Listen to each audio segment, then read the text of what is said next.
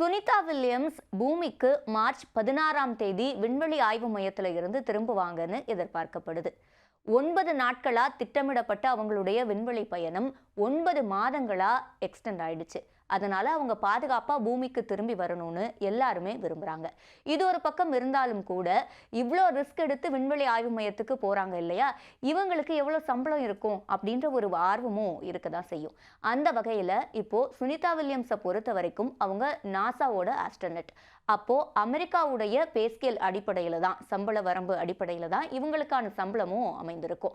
அமெரிக்காவுடைய சம்பள வரம்பை ஜென்ரல் ஸ்கேல் அப்படின்ற அடிப்படையில் பிரிப்பாங்க.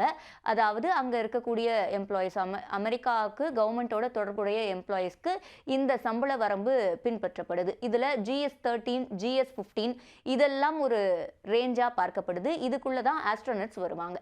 GS-13 இதில் இளம் விஞ்ஞானிகள் வருவாங்க அப்படின்னு சொல்லலாம். இவங்களுக்கு பேஸ்கேல் எவ்வளோ இருக்கும் அப்படின்னு பார்த்தோன்னா 67 லட்சம் ரூபாயில இருந்து 88 லட்சம் ரூபாய் வரைக்கும் ஆண்டுக்கு வருமானம் இருக்கும். அதுவே சீனியர் ஆஸ்ட்ரோனட்ஸ் இவங்களெல்லாம் பார்க்கும்போது GS-15 இந்த ரேஞ்சில் வருவாங்க. இவங்களுக்கான சம்பளம் என்பது 70 லட்சம் ரூபாயில இருந்து 12.7 லட்சம் ரூபாய் வரைக்கும் இருக்கும். இதுதான் நிர்ணயம் செய்யப்பட்டிருக்கு. அப்போ சுனிதா வில்லியம்ஸோட ப்ரொஃபைலை பார்க்குறோம். அவங்க நாசாவில் என்னெல்லாம் பண்ணியிருக்காங்க அப்படின்னு பார்க்கும்போது அவங்க சீனியர் கேட்டகரியில் தான் வருவாங்க. அந்த வகையில் அவங்க போயிட்டு வந்த ஸ்பேஸ் மிஷன்ஸ் இதெல்லாம் வச்சு ஒரு எஸ்டிமேஷன் வெளியிட்டிருக்காங்க. அந்த எஸ்டிமேஷன் படி ஆண்டுக்கு 1.26 கோடி ரூபாய் அவங்களுக்கான சம்பளமாக இருக்கு.